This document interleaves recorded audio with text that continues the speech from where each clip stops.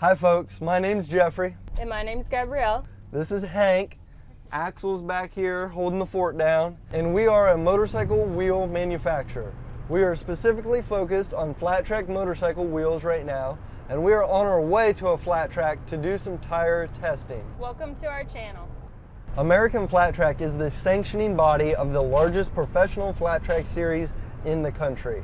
This year they've rolled out a new spec tire that theory is works better tubeless. The theory is that with a tube, the tire builds more heat and wears out faster. So we're going today to test that. The other test we're doing is tire pressure. How low can you go before the tire spins on the rim? Primarily, we're going to be running on a gravel half-mile track and testing tubed versus tubeless. In flat track racing, there are multiple different surfaces. Some tracks are clay, some tracks are dirt, some tracks are a loose dirt and gravel mixture. Today we're going to be focused on a dirt and gravel mixture track. Typically, those tracks don't build as much heat in the tire, so this is not an end-all be-all test, but we're hoping to learn something and we're going to show you guys everything. It has been a while since I put on my leathers, and the mice decided to use my leathers as storage for dog food. So currently emptying my leathers of dog food. I've done a few laps already and it was very slick. So we went out originally with an older used Shinko tire just to get a good shakedown of the track, make sure that the bike was going to stay together. We just put a new DT4 tire on. We're going to go out, burn some laps. It has a tube in it right now. We'll see how she works. I'm getting anywhere. Let's just call it.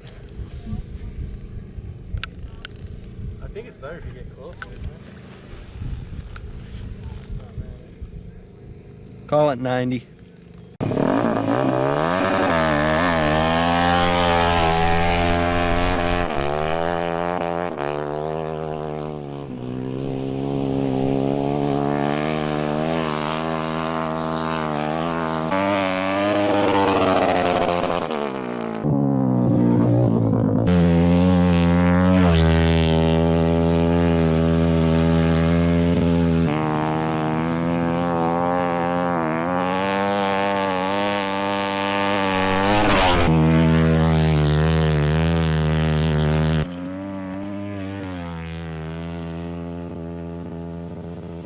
So we finished up testing with the tubed setup and kind of some surprising results here.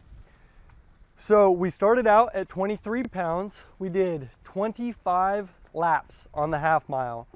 When we came off, the vast majority of the wear was up vertical on the tire. The track is very dusty right now, very slick, and we're getting a lot of wheel spin coming out of the corner. Came off from that, let the tire cool down, let me cool down. We dropped the air pressure down to 20 and went out on the short track. We then went down a few pounds at a time. We'd go out to do 5 to 10 laps, and we drew a white line on the wheel to find out when the thing spun. And we got all the way down to 6 PSI on the short track and it had not spun yet. And I went out on the half mile and it spun just a little bit. But I will say, once we got down below like 15, it really wasn't helping. If anything, it was hurting. So you can see here, this tire is very soft. Getting into the corner and getting through the middle, the thing was a hot mess. It was sliding all over, pretty sketchy, wanting to slide out from under me. Once I got the thing straightened up, you could tell that there was a lot of grip. But the short track is not prepped, it's pretty loose dirt, and the half mile is really brushed off. So I'm not saying that this is going to apply everywhere, but so far that's what we've learned.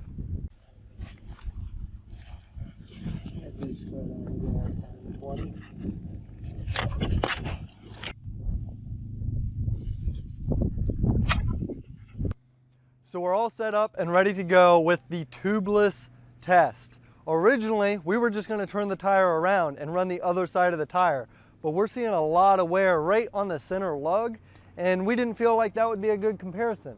So here's the tire that we were running, a lot of wear here on this middle lug, so we went to a brand new tire. We're going to go out there and try to burn this one up.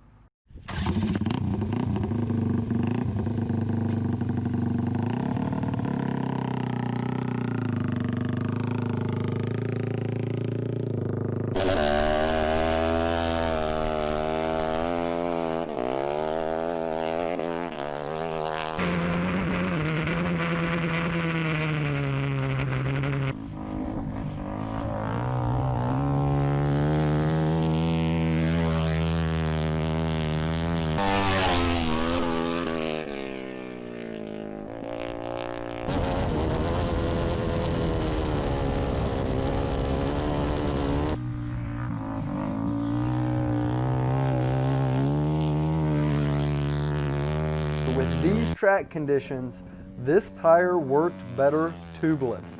You see the temperatures, it didn't get as hot, but honestly, it didn't fade as fast. 6, 7, 8 laps in, I could feel that the tire was getting hot. It was losing a lot of its stability in the middle of the corner, and it wasn't coming off the corner quite as strong. We conducted the same test on the short track with a tubeless setup that we did with a tubed setup, and we got very similar results. So honestly, below 15 pounds, it really wasn't getting any better, but what this did prove is we got all the way down to 6 pounds without anything catastrophic happening.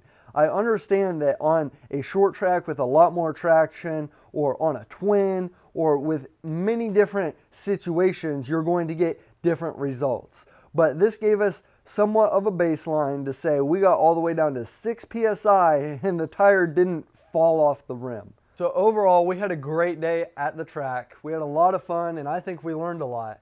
So thank you for watching. I hope you learned something too. We'll see you guys at the track soon, and don't forget, when in doubt, gas it.